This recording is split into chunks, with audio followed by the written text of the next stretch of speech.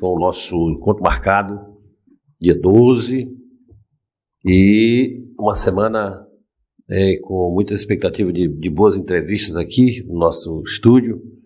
E de antemão agradecer a todo mundo que nos acompanha pelo YouTube, quem nos acompanha pelo Instagram, pela Nova Era FM e pela Web Rádio Giovanni Acioli.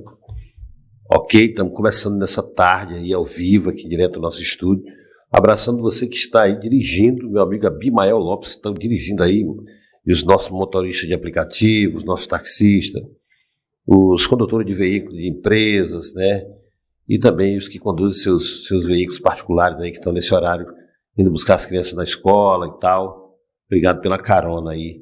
E quem está ouvindo o rádio aí nas áreas mais distantes, obrigado pela companhia. Hoje nós vamos conversar com o professor Abimael Caxias. Ele é o subsecretário de Educação do município. Vou contar um pouquinho da vida dele. Faz tempo que a gente entrevistou o Abimael, o estúdio era lá na Coab, né? E ele também vai falar das ações da Secretaria de Educação. Ele e o Carlos, que estão aí, são gestores, né, praticamente de todo esse universo que é a Secretaria de Educação. E nós vamos também tratar hoje de um assunto muito importante, por isso nós fizemos questão de chamar o Abimael, que é essas novas medidas de segurança, essas orientações, os protocolos, né?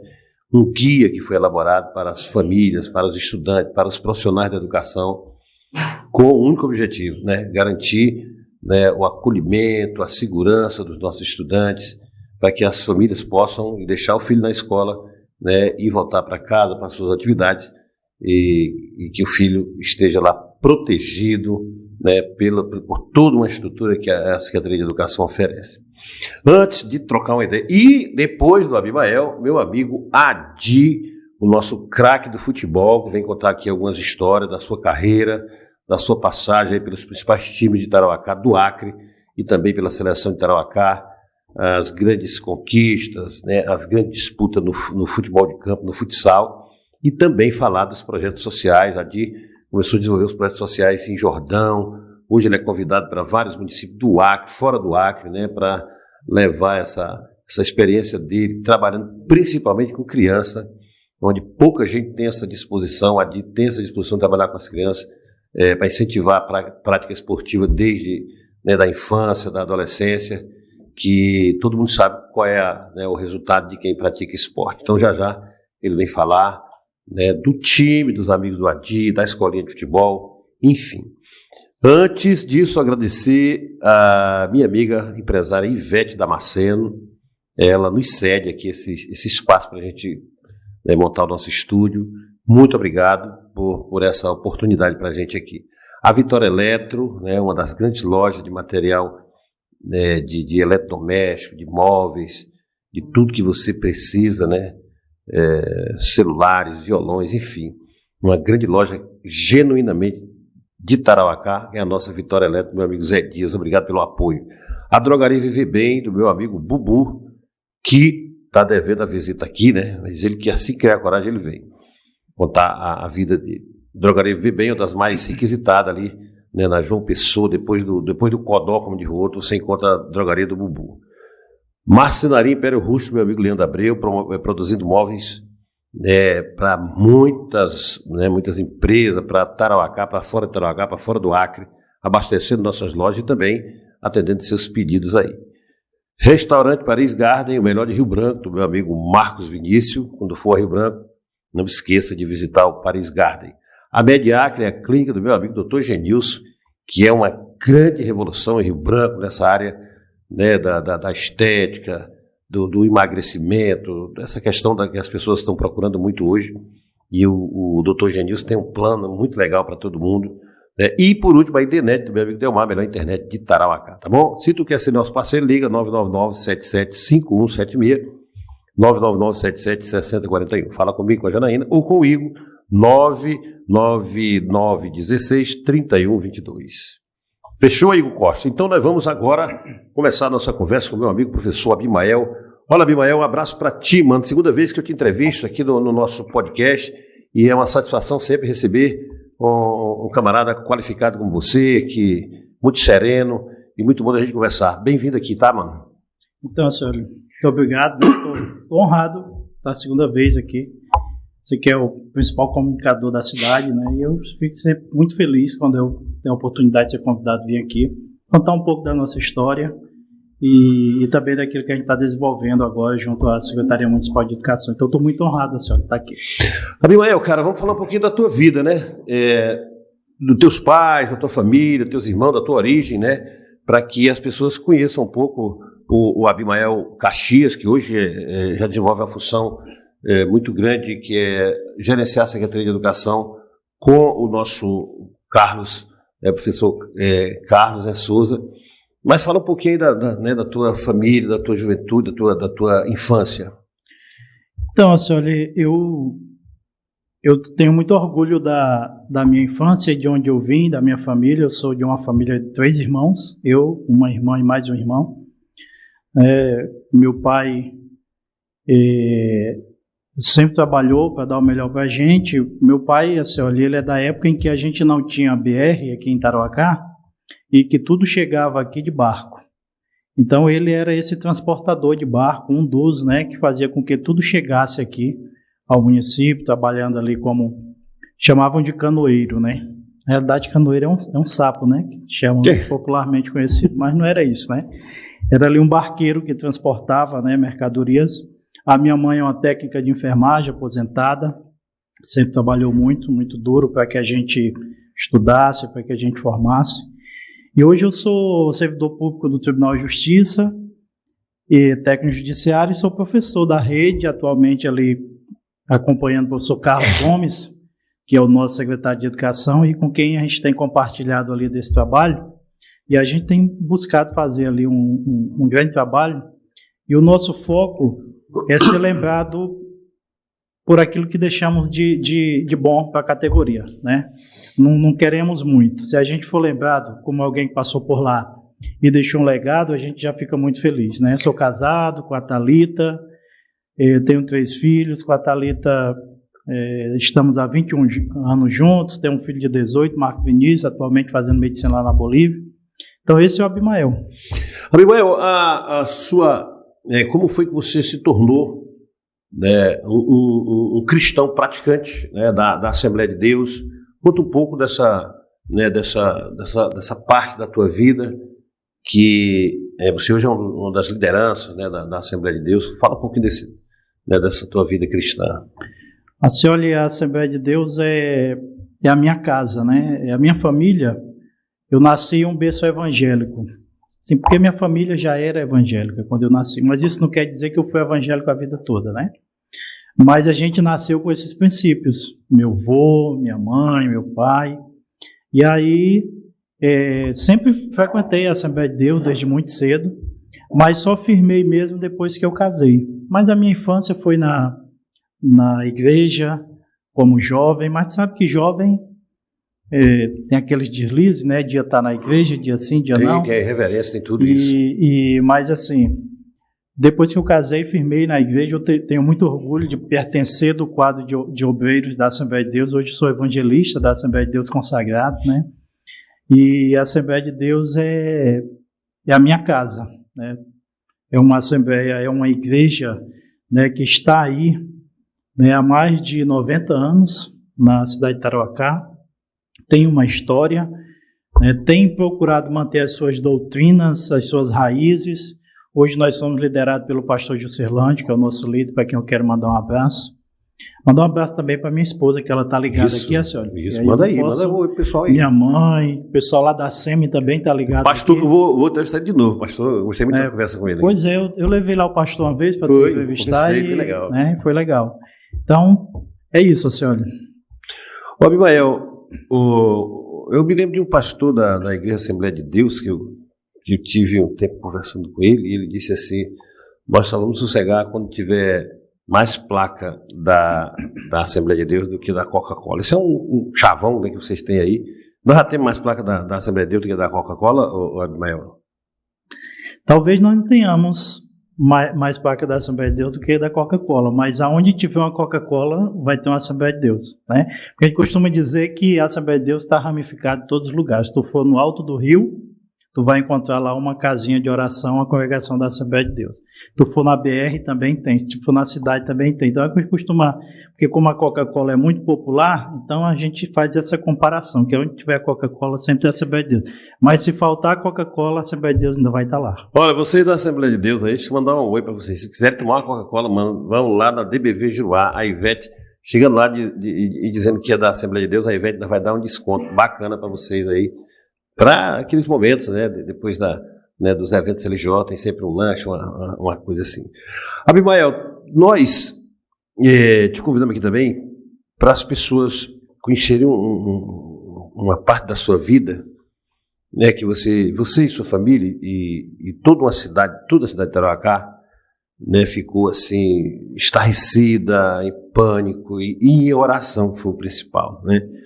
Foi durante a pandemia, quando você foi acometido, né, do coronavírus, e que tivemos aí, né, assim, foi praticamente o nosso primeiro caso aqui em Tarauacá, e que naquele tempo todo mundo em pânico, ninguém sabia o que fizesse, para onde ir, né, e era notícia de tudo que é jeito, e áudios no WhatsApp, uma loucura, mano, uma loucura mesmo. E o Abimael foi acometido. O Abimael foi um dos casos considerados mais graves, né, e assim, podemos dizer, milagrosos, né, de ter saído vivo desse negócio aí, que não foi brincadeira, uma experiência quase morte, como a gente chama, né. Esse drama todo que tu viveu, Abimael, trouxe grandes lições, trouxe sequelas na sua saúde, mas trouxe grandes lições. Conta um pouquinho, né, disso tudo, para as pessoas lembrar, né, que nós passamos assim momentos de muita dificuldade, né? Se eu ler essa situação, é uma situação que ainda hoje mexe comigo, né? Eu acho que na realidade eu fui escolhido, né? Escolhido por Deus para vivenciar esse primeiro momento do Covid aqui em Tarauacá. Eu acho que tudo passa pela vontade de Deus, e aí eu acho que Ele me escolheu naquele momento, assim, porque eu acho que seria uma forma de a gente divulgar aí o que estava acontecendo, né? E trazer também um certo sentimento, né, nas pessoas. E aí, assim, olha, hoje eu fico pensando, ainda bem que não se cobra oração, né? Porque oração você ora e esquece. Porque se fosse pagar a quantidade de gente que intercedeu, uma cidade inteira intercedendo por mim, então Deus tinha um propósito na minha vida, e eu sou muito grato por todas as pessoas que oraram, que intercederam por mim, porque de fato foi um milagre. E muitos tarauacaenses foram e não voltaram vivo, né? E Deus deu essa oportunidade para mim, e acredito que Ele tinha propósitos, né? Eu tenho um pedido a Deus, né, o que o salmista escreveu lá, quando ele disse que o meu desejo é ver o filho dos meus filhos, né? Então é isso que eu quero, que Deus me dê saúde para eu poder ver os filhos dos meus filhos aí, né? Tu já está com essa oportunidade, né? Já está vendo os teus, né? Eu ainda não vi, mas Deus vai nos manter aí para esse propósito também, certo? O doutor já manda um pratinho lá da Epitaciolândia. Abimael, a gente voltando aí para essa questão dessa pauta religiosa, né? Como é que você entende hoje a questão religiosa? Nós sabemos que existem, né, os setores da religião, das igrejas, com muita seriedade, que tem história, como você falou, 90 anos da Assembleia de Deus, consolidada, né? Os pastores são pessoas que a gente vê no perfil, que são caras com capacidade, com responsabilidade, mas tem um outro lado que a gente fica assim até meio assustado, como tem gente se passando por religioso, se passando por cristão, meramente um modismo, né, que o sujeito é dissidente de uma igreja, funda outra, né, parece que não tem uma ideologia religiosa, uma concepção religiosa cristã consolidada, acha que aquilo é uma coisa banalizada que tem que estar, sei lá, é um negócio que aqui em Tarauacá cresceu muito isso, mas creio que essa onda ela vai passar e vai ficar quem realmente tem noção do que está fazendo, tem verdade no que faz, né, e respeita de fato os princípios do cristianismo, porque nem todo mundo está fazendo isso, né, Abimael? Essa questão religiosa é sempre uma pauta bem complicada, né? Difícil, bem polêmico, difícil, né? Bem polêmico.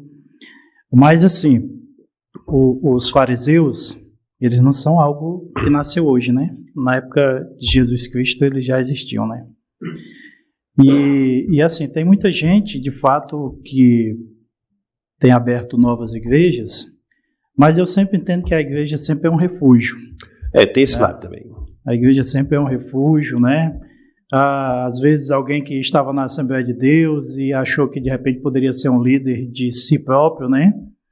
E aí, assim, eu entendo com muita naturalidade isso, assim, olha, embora eu sempre defendo as raízes da Assembleia de Deus, né? Como a minha igreja mãe, mas esse é um assunto realmente muito polêmico. Mas nós temos, sim, né, grandes líderes religiosos, muitos pastores abençoados na nossa cidade. Agora nós tivemos a oportunidade de realizar a Noite Gospel no aniversário da cidade.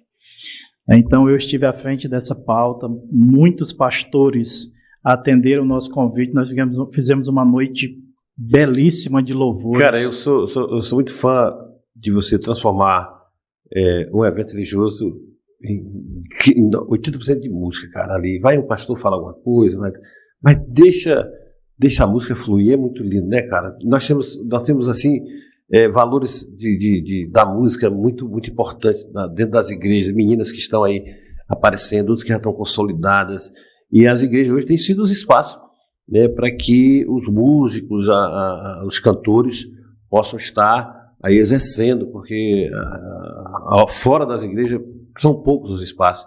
E os louvores, né, os eventos religiosos com música, um culto com música, uma missa com música, fica assim muito bonito, né, Abimael?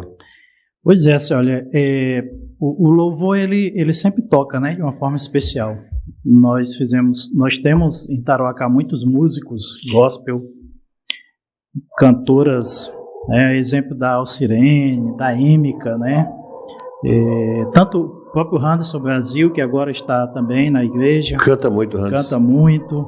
Daí nós tivemos essa oportunidade de reunir todos esses líderes, esses pastores, em um mesmo local e fazer um grande evento. Quero até mandar meu abraço aqui a todos os pastores que participaram.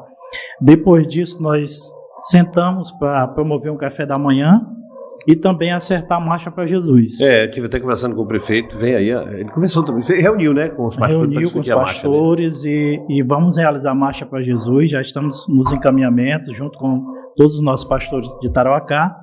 Vamos realizar esse momento, estamos vendo aí um cantor a nível nacional para vir puxar a marcha, e eu creio que será mais um grande encontro dos evangélicos, será mais um grande momento, senhor. Muito bom, nós estamos conversando aí com o nosso professor Abimael Caxias, aqui daqui a pouco uma conversa com meu amigo Manuelis de Oliveira Pereira, o popular Adi. Para a gente fechar esse assunto da religião, o Abimael, nós temos hoje uma mistura, não sabe nem como fala, né? Política e religião, religião política, e está havendo uma confusão muito grande, né, em nível nacional. Nós temos bancada da religião, bancada cristã, bancada evangélica. É um fato que tem chamado a atenção, né, de críticos, assim, de pessoas que observam com outro olhar essa questão política. E há umas concepções que dizem assim, mas os religiosos precisam estar dentro da política para também guiar, né? E outros dizem que a política é para os políticos. Então vira essa confusão grande, mas hoje nós temos dentro, por exemplo, do Congresso Nacional, uma grande influência, né, dos cristãos, dos evangélicos nas decisões do país, né, o Abimael? Assim, olha, eu não sou fã de nenhum tipo de extremismo, né? Acho que a gente precisa ser mediano, nem tanto esquerda, igual está muito aí, nem tanto direita. Acho que a gente tem que escolher uma intermediário entre um e outro. A calma que Jesus pregou, né? Porque quando você é muito extremista, você acaba sendo um daqueles que matou Jesus, né? Porque o extremista, o extremo religioso, foi aquele que levou Jesus à cruz, né? Então tem muita preocupação quando é muito extremista. E quando também, assim, olha, essa questão de política e religião, há quem diga que é uma dupla explosiva, né? Que não podem caminhar junto. Eu até acho que pode, eu acho que os evangélicos eles se consolidaram bastante a ponto de ter no Congresso, né, nas câmaras, a sua representatividade. Isso é importante, né, para um país que é laico. Então, eu acho que é importante sempre ter a representatividade também e se sentir. Hoje nós temos no próprio STF, nós temos ministros do STF que se declaram evangélicos, né?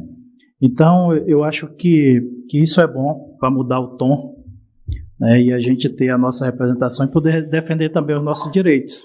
Com certeza. Porque, não sei se você que é um cara estudioso vai saber que, inclusive, a nossa Bíblia, né, já tentaram mudar algumas coisas, né? E alguns países já não é mais permitido, então esses evangélicos no Congresso, eles também garantem que a gente continue pregando o Evangelho de Cristo, né? Mas você tem sua vida familiar, tem sua vida profissional, a dedicação à igreja também, mas também é um militante da política, né? De forma mais contida, mais de pensar, mais de elaborar, não é muito de exposição, de falar coisas, né, na rede social, então é um cara muito contido. Esse perfil aí é um perfil que te ajuda a viver os ambientes da política sem construção de inimizade, sem ter que se contrapor a grupos ou a pessoas, a liderança. É uma forma diferente, né, Maio, que tu faz? É uma forma diferente, mas eu acho que Tarauacá é muito difícil essa questão, porque sempre que você se posiciona a favor de alguém, se torna inimigo de outro. Né? Porque Tarauacá, eles não têm muito... E as nossas últimas eleições têm sido muito polarizadas, né? Muito polarizadas. Então, você está de um lado, então se está de um lado, está inimigo do outro. Mas esse é o meu perfil, né? Eu sou muito contido, gosto da política, gosto de acompanhar os bastidores, às vezes gosto até de planejar, de pensar a política também, mas sempre pós-política fica sempre os arranhões. Os arranhões, né? Ainda que você não queira, mas quando você levanta uma bandeira, você acaba ao lado contrário, né? A gente vai precisar passar alguns anos ainda para ter esse nível de amadurecimento, né? Mas quem sabe um dia a gente chega lá, né, Sérgio? Com certeza. Abimael, vamos falar agora da Secretaria de Educação, né, que é a sua principal missão, né, nesse ano passado, nesse ano de agora, mais o Carlos, que é gerenciar uma estrutura da Secretaria de Educação. Mano, não pense que é coisa pequena. É um maior número de servidores, os servidores mais organizados, o sindicato mais atuante, escolas urbanas, né, cheias de criança, de pré-adolescente, escolas rurais em locais de difícil acesso, escolas que, né, do nada apresentam problema. É pepino para todo canto. Aí os setores da educação, aí vem a alimentação dos estudantes, que é a merenda, o transporte, né, os gestores, a infraestrutura das escolas, os ônibus, né? Pensa que não, um ônibus quebra, do nada, lá vai. É muita coisa para esse grupo que está nascendo gerenciar. E um dia, né, todo dia é intensivo, eu imagino a luta deles lá. Como é que tu está encarando aí essa função de dividir essa dificuldade aí, essa gestão com o Carlos, né? Você como o nosso secretário adjunto aí, o subsecretário, enfim. Assim, olha, o Carlos é um amigo, né, que a gente tem compartilhado dessa gestão e a gente divide muito bem as atribuições de cada um lá dentro, mas sem esquecer que ele é o nosso secretário, né? Tenho muito respeito por ele. E aí eu sempre digo para ele, eu estou sob a sua liderança, né? Sou seu amigo, estou aqui para lhe ajudar, conduzir mais essa parte administrativa, mas a liderança é sua. Agora, tu pontuou muita coisa, reforma de escola, ônibus, salário de professor, mas tudo isso precisa repercutir na qualidade do ensino. Porque se nós tivermos boas escolas, uma boa merenda, o ônibus rodar e nós não tivermos uma qualidade de ensino, é mesmo que nada, é mesmo que nada, né? Verdade. Então, o resultado fim, ele não aparece. Então, nós tivemos agora um melhoramento no índice da nossa alfabetização nos segundos anos. O Carlos veio aqui e falou, estava acompanhando. E agora vai sair o resultado do nosso IDEB. Itarauacá vai dar uma boa crescida. Mesmo no ano em que a gente recebe a gestão, organiza uma nova direção de ensino, uma nova metodologia, um novo quadro de professores, de coordenadores, mesmo assim a gente conseguiu crescer bem.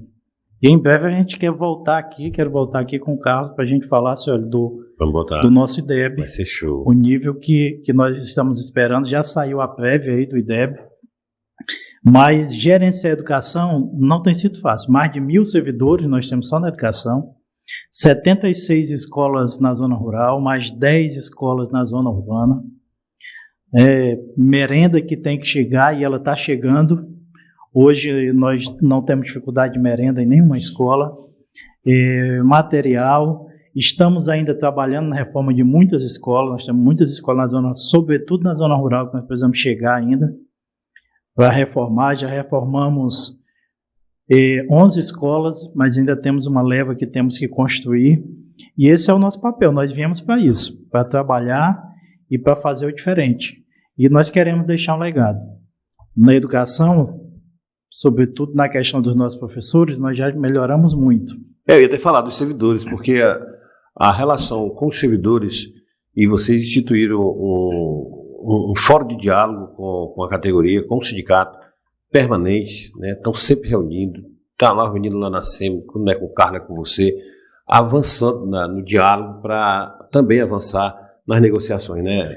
Nós saímos do nível que o nosso secretário hoje, ele não espera mais o sindicato convidar para uma reunião, ele que convida para a mesa de negociação. Então, agora mesmo a gente reuniu uma das nossas pautas do nosso prefeito, que ele colocou como prioridade a redução da carga horária do pessoal de apoio, que é uma bandeira da categoria, e nós vamos ainda esse mês, nós já elaboramos uma minuta do projeto de lei, vamos encaminhar à Câmara, e o nosso prefeito está muito imbuído disso, de fato executar essa redução da carga horária, que vai ser algo que vai melhorar a vida dos nossos servidores, vão ter mais tempo para praticar um exercício, para ir à academia, para dar uma caminhada, vão reduzir uma carga horária provavelmente de 40 para 25, ainda está em estudo, mantendo o mesmo salário. Temos aí a equiparação do salário do auxílio alimentação, que nós já aumentamos ano passado para 500, agora vamos chegar a 700. Então, é para isso que nós viemos, é nisso que nós queremos investir, deixar um legado quando sairmos daqui, porque nós não somos secretários, estamos, né? Na vida nós nunca somos nada, né? Sempre estamos. Quando nós sairmos daqui, ser lembrado por algo de bom que a gente deixou aí na nossa educação, que os nossos servidores merecem muito. Muito bom. Abimael, nós te chamamos aqui hoje também para conversar muito sobre isso, né? Nós estamos vivendo um momento novo no sistema de educação do município, em função do episódio que aconteceu em Rio Branco e tal, né? O Estado tomou muitas medidas e ainda estão estudando, né? Ainda estão evoluindo nisso aí, mas já é o início, que é algumas medidas, alguns protocolos de segurança. A gente fala de segurança, mas quando é segurança ele tem um universo grande, né? É muita coisa. Para as escolas na rede municipal que trabalha com, né, o ensino infantil, né, já crianças, pré-adolescentes, né, muito diferente do estado que já são os jovens, os adultos e tal. Mas aí é que os protocolos são mais difíceis, né? As decisões são mais difíceis de tomar, porque com criança tudo é delicado, né? Os pais, né? É o coração do pai ali, da mãe toda hora, né? E quando acontece um episódio desse, fica todo mundo, né, perguntando, meu Deus do céu, e se preocupando se vai acontecer na escola que o filho está, que a filha está.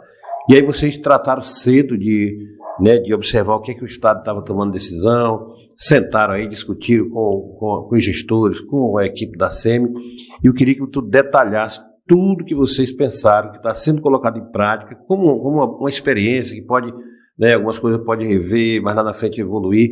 Fique à vontade para falar disso aí com as famílias que estão ouvindo, porque precisamos que a família entenda, né, Maio? Assim, olha, a gente acha que as coisas sempre acontecem lá fora e que nunca vai chegar para nós, né? A gente sempre via a nível de Estados Unidos, sempre um aluno invadir, atirar, matar muitas pessoas. E aí no último dia 5 de maio a gente foi pego de surpresa por uma situação totalmente atípica, que foi essa que resultou no homicídio de 2 pessoas, né? E tão logo a gente tomou conhecimento disso, a gente começou a adotar alguns critérios, né, algumas providências.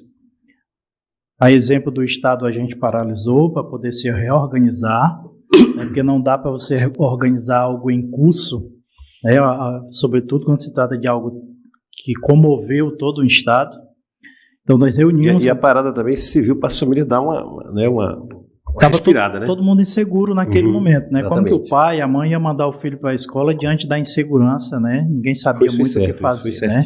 Então a gente parou, retomou as bases, sentamos com os diretores, elaboramos um guia prático de segurança na escola, para a partir de então a gente tomar algumas posições de mudanças em relação a essa questão da segurança na escola, né? E aí são recomendações para pais, recomendações para alunos, para funcionários. E para além disso, né, nós já estamos em estudo a possibilidade de colocar detector de metal, portal, né, nas escolas, para que os alunos possam ter todos submetidos a esse portal. E também trabalhar a segurança especializada também na porta das nossas escolas, para que eles tenham mais condição de fazer essa aferição, essa verificação da entrada e saída dos nossos alunos. Mas não é algo que acontece da noite para o dia. Um processo, né? É um processo, né? Nós estamos cientes disso, mas nós não estamos de braços cruzados. Nós estamos avançando nesse processo e, para se ter ideia, normalmente eu acredito que quando tu vai deixar a Alzira na escola, tu leva ela até a porta da sala. Eu senti diferença. Quando a Alzira estudava na Edmundo Pinto, a gente levava ela até o portão. Lá já tinha um grupo de pessoas lá e eles encaminhavam ela para a sala. Na José Augusto, já é o contrário. Você vai entregar lá na sala e tem pai que ia deixar dentro da cadeira e ia buscar lá na porta da sala também. E ficava, de certa forma, aglomerado, né? Enfim... Agora não, agora há umas mudanças, né? Agora há umas mudanças necessárias, né? Nós sabemos que tem toda uma questão cultural, tem costumes, de que as pessoas eram habituadas a deixar dentro da sala, mas agora nós vamos precisar tomar mais cuidados. Não que com o pai ali, no ambiente escolar, vá ter algum problema, nós não acreditamos nisso. Mas até que você identifique que é um pai que está ali... Pode ser que pessoas estranhas ao convívio da escola possam ingressar naquele momento e, às vezes, até levar uma criança, né, ou violentar alguma coisa da natureza. Então, esse episódio veio, assim, para que a gente possa rever algumas metodologias que a gente estava utilizando e trazer mais segurança para as nossas escolas. Então, nossos pais que estão nos ouvindo aí, talvez vão ficar assim já meio preocupados, né? Mas eu vou deixar agora, mas nós vamos agora...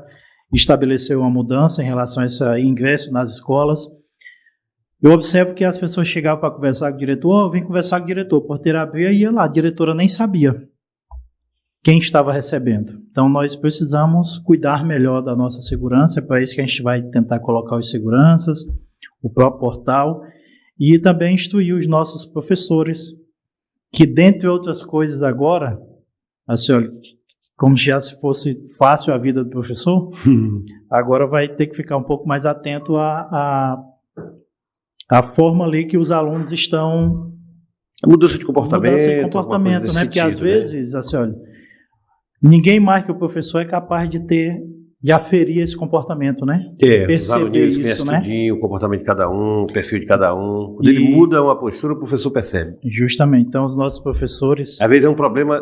que é lá longe, é da família e ele está sentindo, né? E se o professor não tem aquela sacada, a criança deve estar sofrendo algum tipo de violência E ele precisa identificar isso, né? Chamar logo a direção da escola, avisar essa coisa toda. Né? Então, assim, mas tudo sem trazer uma sobrecarga para o nosso professor, para além daquela que ele já tem, né? Eu sei, também com o sigilo garantido, né? Que eu vi, justamente, porque o professor, ele já tem, né?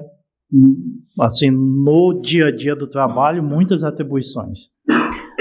Mas é isso, assim, olha, as mudanças estão aí, são necessárias, e a Secretaria de Saúde, de Educação, né, na pessoa do professor Carlos, e o nosso prefeito, que reuniu com a gente já 2 oportunidades para falar desse assunto, e nós estamos tomando todas as providências para que, de fato, a gente possa trazer mais seguranças para as nossas escolas, dar mais segurança para os nossos servidores, mais segurança para os nossos alunos, e que o pai também possa ter mais tranquilidade de saber que o aluno está indo para a escola e está diante de uma segurança, um cuidado especial com o filho.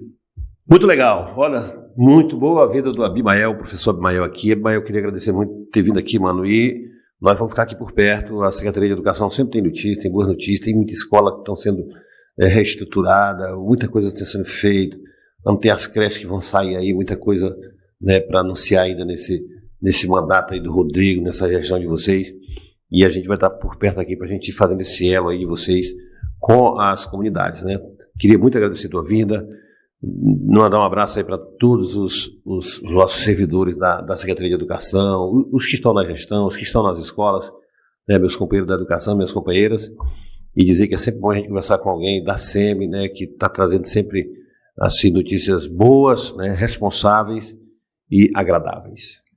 Eu que agradeço, senhor, pelo espaço.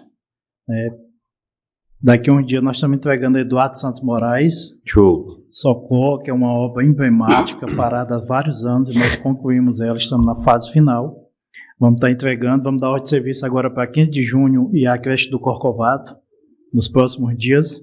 Então é com esse propósito que a gente está aí. Quero te agradecer aí de coração pelo convite, e sempre que convidar a gente vai estar aqui.